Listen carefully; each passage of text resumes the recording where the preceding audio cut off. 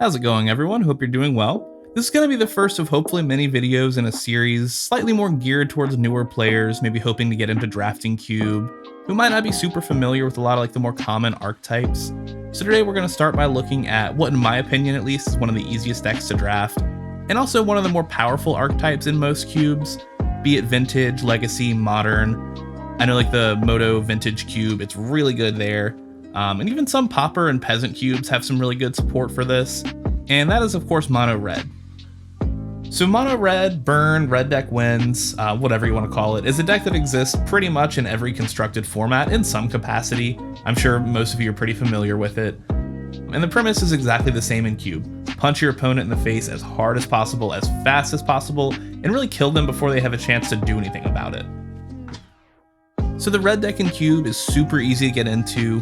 There's not a whole lot of cards that you absolutely need to make the deck work, like a lot of combo decks. And in my experience, especially in Vintage or Legacy drafts, tends to be pretty open. While it may not be as flashy as, say, going off with Storm or channeling an Emrakul on turn 1, the deck is still super resilient and it punishes a lot of those same decks that kind of take a while to find their footing. So let's take a look at card selection in Mono Red and what we're generally looking for when drafting the deck.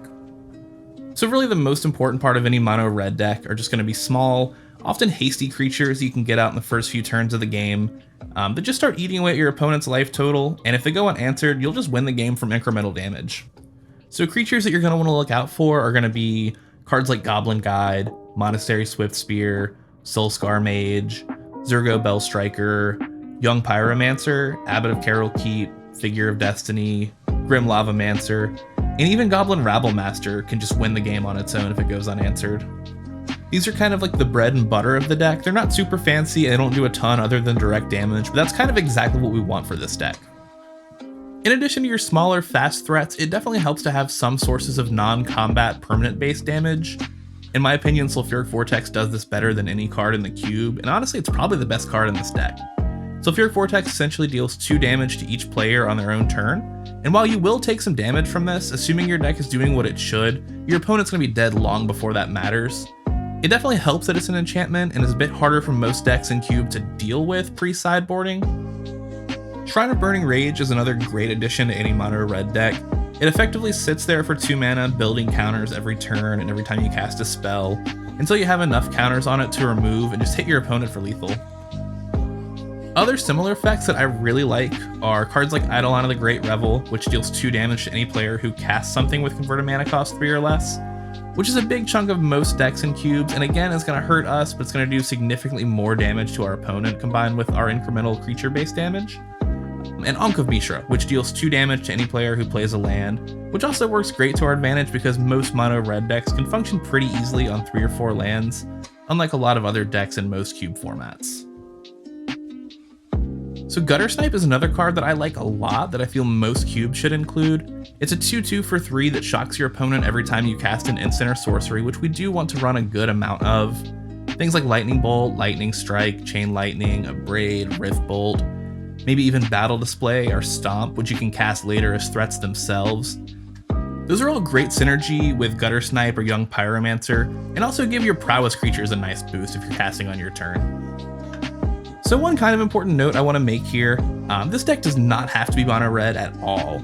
Oftentimes I'll end up including blue cards just to have access to counter magic and card draw, or even black or white to add a little bit of disruption and better removal.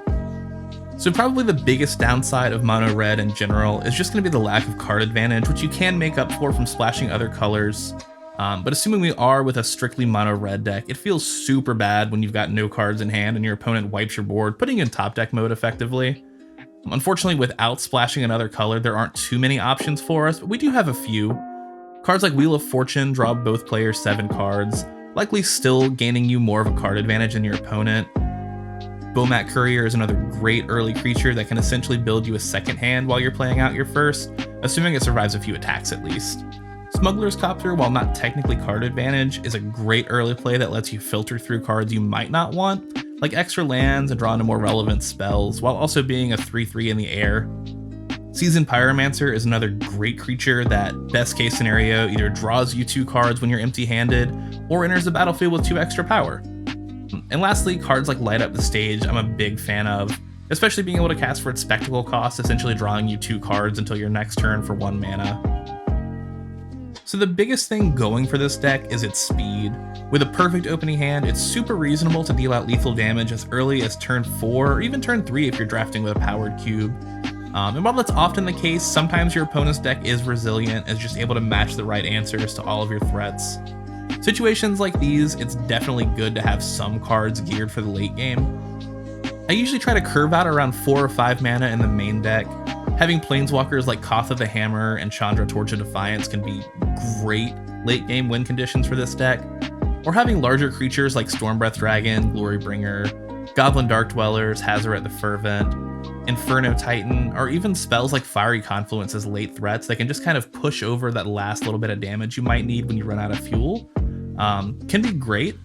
Just be mindful we don't want too many cards like this. Remember, we're an aggressive deck and we want to be pretty low to the ground, and having a lot of like 4 to 6 drops in our opening hand can be really clunky and just kind of hard to deal with. So when building a mana base in Cube, it's generally good practice to have 17 lands in a 40 card deck. If your curve is low enough and you have a lot of playables, I think it's more than reasonable, especially in this deck, to cut to 16 or even 15 lands for more aggressive builds. Since we are a monocolored deck, the mana base can be as simple as 16, 17 mountains, which also means you don't have to worry too much about fighting over dual lands while drafting. You can be a little greedier with your picks.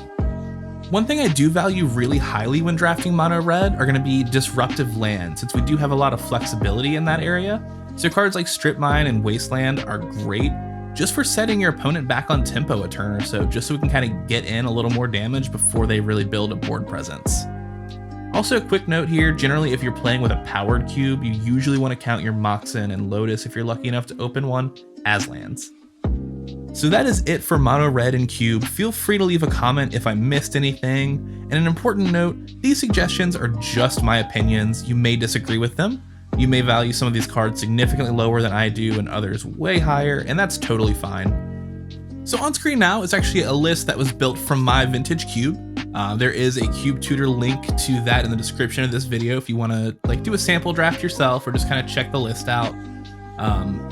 It's by no means an optimal vintage cube, but if you're looking to build one yourself, it's definitely what I would consider to be a good jumping off point. Anyway, if you made it to the end of this video, thank you so much for watching. If you do have suggestions for other cube archetypes you'd like covered or other Magic topics in general, please leave them in the comments. Thanks again for watching.